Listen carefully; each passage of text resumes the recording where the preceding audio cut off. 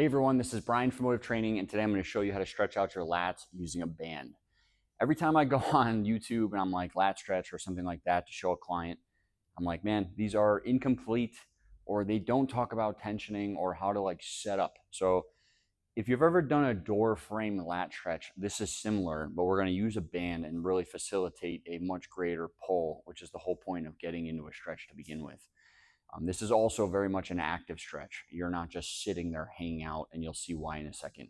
So to see this, and if you've ever done any coiling, this is very similar. We're gonna basically try to get the lat, which is up in that shoulder, all the way down into your thoracolumbar fascia. We're gonna try and basically stretch that whole thing, okay?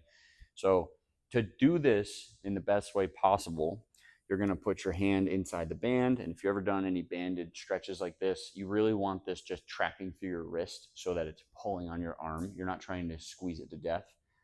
We're going to bring you back. We're going to load up that left leg because we're going to stretch out that right side. And I'm going to have my right foot kind of go back at an angle, but I'm going to put the ball of my foot down, and I'll show you why.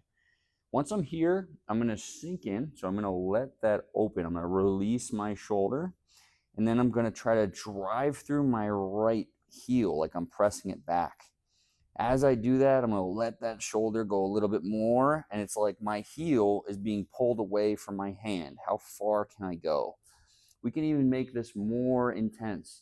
We can try to bind into that left side. So now I'm using that left oblique to really try to wrench into that stretch and let it all open up.